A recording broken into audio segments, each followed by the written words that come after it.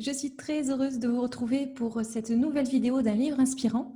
Aujourd'hui, j'ai le grand plaisir de vous parler d'un beau roman rempli d'espoir et de vie, et à la fois de vous présenter son auteur. Marie Brignol, bonjour, merci beaucoup de nous accorder cette interview. Bonjour Anna et merci à toi.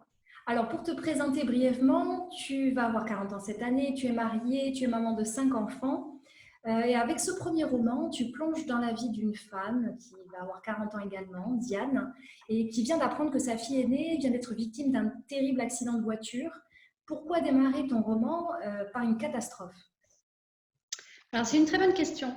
Ce livre parle d'une profonde remise en question et celle-ci arrive en général dans nos vies à la suite d'une catastrophe. Alors c'est un terrible constat. L'idéal serait bien sûr de se remettre en question sans attendre qu'une épreuve nous y oblige. Mais c'est souvent le cas et celle-ci est l'élément déclencheur d'une remise en question. C'est dans ces moments-là, ces moments douloureux où nos certitudes sont ébranlées, où nous nous posons des questions que nous ne nous serions jamais posées sinon. Et nous allons chercher des réponses dans des directions inattendues et nous allons trouver au fond de nous-mêmes des ressources insoupçonnées. Nous allons puiser au fond de nous une énergie que nous donne cette épreuve, qui nous pousse à balayer nos certitudes et à voir tout sous un angle nouveau.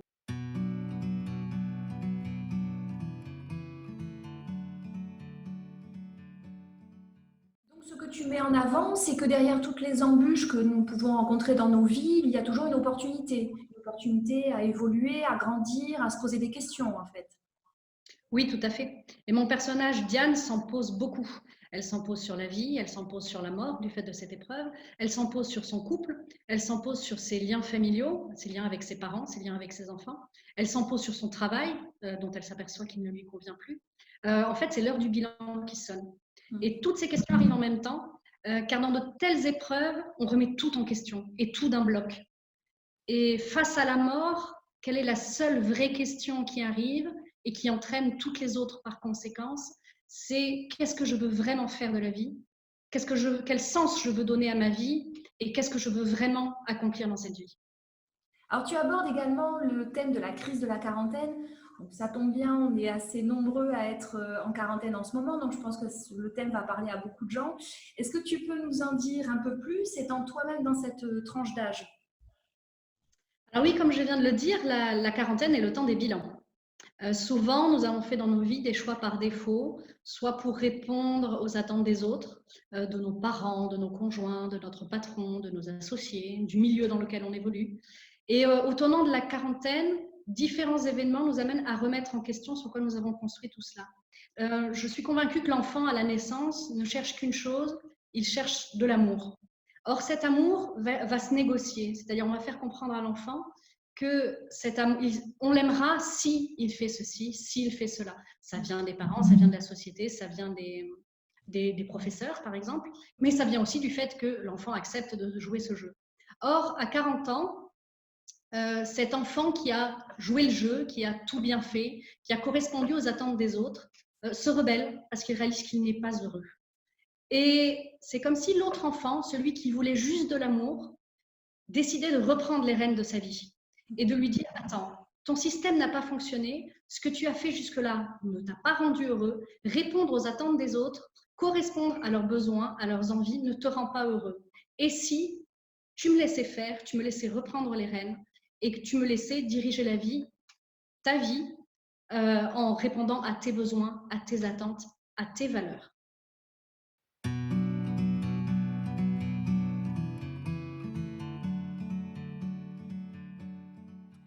Alors, on peut lire que Diane est ébranlée dans nombre de ses croyances. Selon toi, quelles sont les étapes à une véritable prise de conscience des choses? Alors la première, et c'est justement pour ça que ça arrive souvent à la suite de grosses difficultés, est de prendre conscience des dysfonctionnements de notre système. De justement prendre conscience, non, la manière dont je fonctionne ne me rend pas heureux et ne rend pas heureux les gens autour de moi. Donc ça, c'est la première étape. C'est se dire, ça ne va pas, il faut changer. La deuxième étape, ça va être de dire, qu'est-ce qui ne va pas?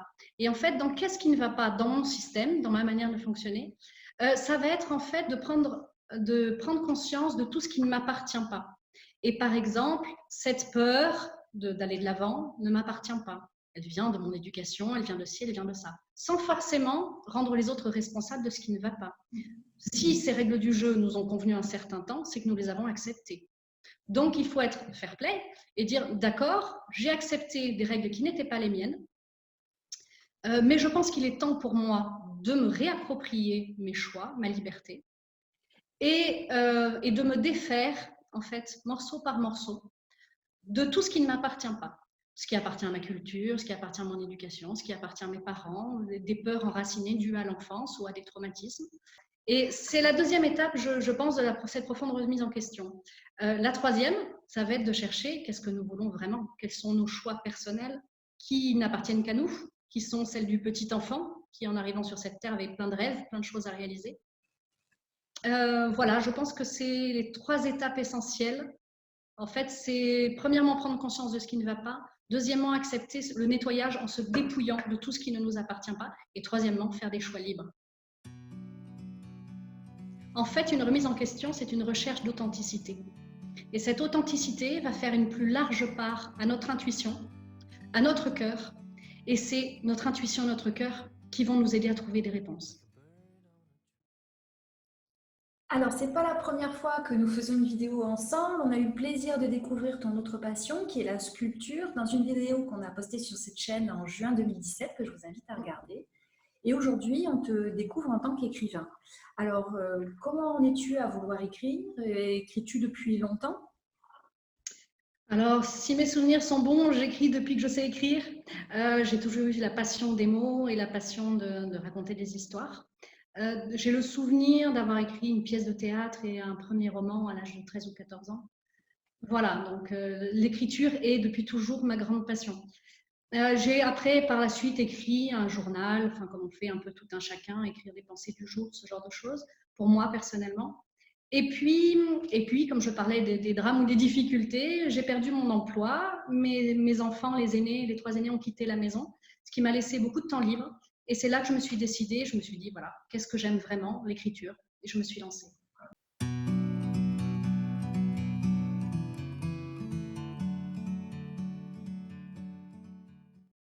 Dans la première vidéo que nous avons faite ensemble, tu exprimes un point de vue très intéressant en donnant ta propre définition de l'art.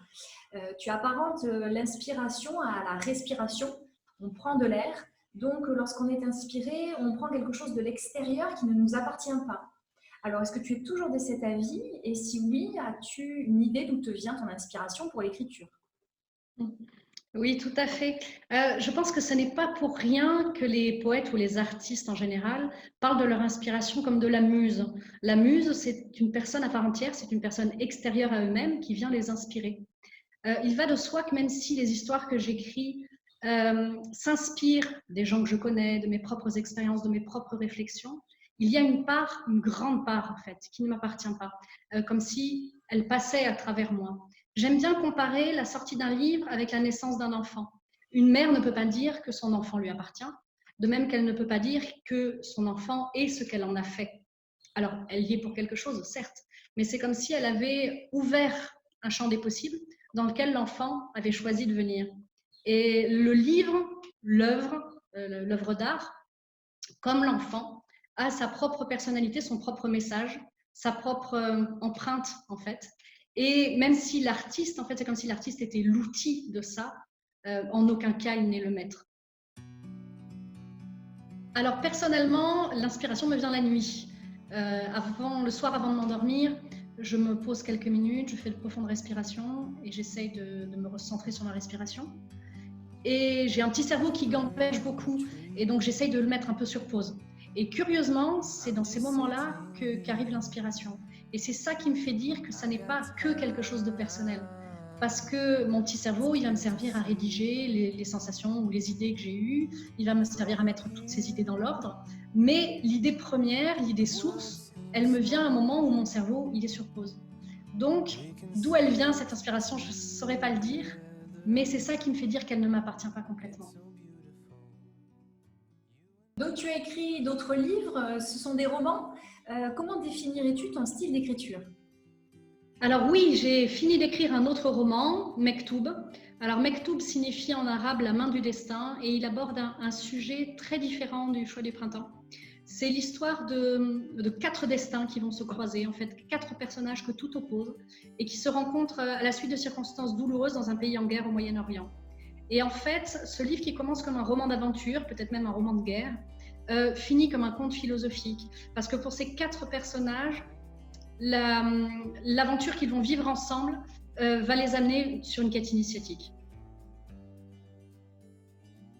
Alors, pour répondre à ta question sur mon style d'écriture, je le définirais comme accessible. Mon but n'est pas d'attirer un électorat élitiste, mais de m'adresser à tous. Par contre, ce qui me tient vraiment à cœur, c'est de transmettre au travers de mes histoires un peu de ma philosophie, un peu de ma vision de la vie, un peu aussi de la beauté ou de la magie que je peux trouver dans ce monde, et ce, malgré ou grâce à, je ne sais pas comment on pourrait le dire, toutes nos difficultés. Donc, merci beaucoup, Marie, pour toutes ces réponses. C'était vraiment passionnant. Merci encore pour ta présence parmi nous et un immense merci pour ces messages que tu véhicules dans ce livre. C'est un véritable bol d'air frais. Merci Anna, merci à vous tous et prenez bien soin de vous. Alors, si vous voulez commander le livre Le choix du printemps, je vous place le lien en barre d'infos vers la boutique Amazon. Vous pouvez également lui commander directement via sa messagerie Facebook si vous souhaitez un exemplaire dédicacé. Quant à moi, je vous dis à très bientôt pour une nouvelle vidéo d'un livre inspirant.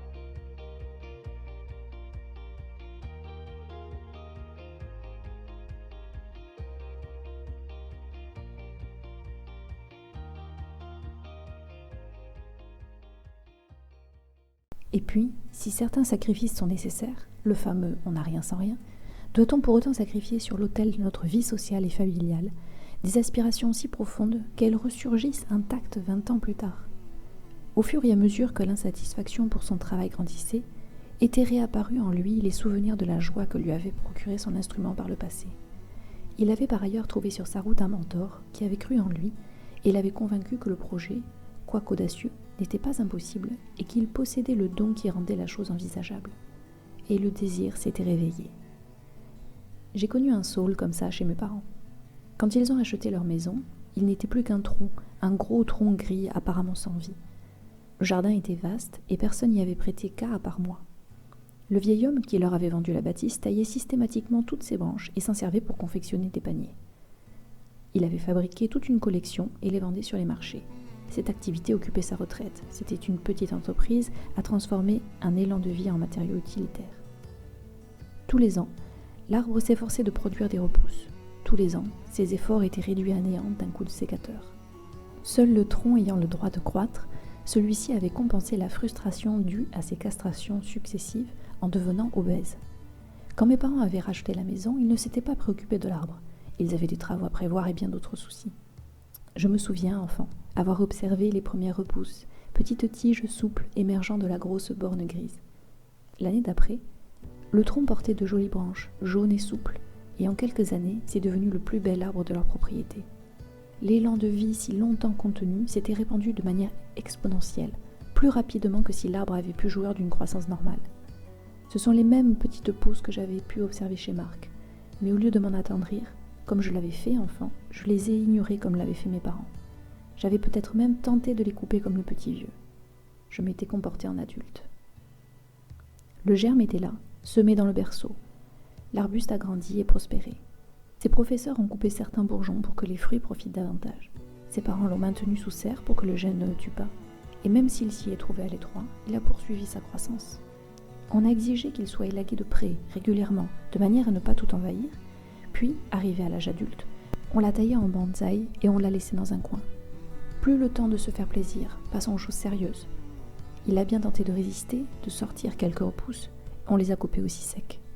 Le petit arbre s'est desséché, jusqu'à n'être plus qu'un vieux sarment tout contorsionné à force de chercher en tâtonnant l'issue vers la lumière. Et puis un jour, longtemps plus tard, une goutte est venue de nouveau l'arroser, puis une autre, le sortant doucement de sa torpeur. La vie est revenue. Il a produit d'abord de modestes bourgeons. L'absence d'épanouissement extérieur ne faisant que le stimuler et accroître sa vigueur, il s'est ensuite élancé comme une liane et a produit de belles feuilles. Puis l'année suivante, la verdure a poussé un peu plus loin son élan et un jour, Marc s'est réveillé avec un baobab intérieur que plus rien ne pouvait contenir. S'il ne laissait pas sortir feuilles et fruits, il allait étouffer. L'arbre de Marc est devenu une telle splendeur que toute la famille se détend ce soir à l'ombre de ses branches.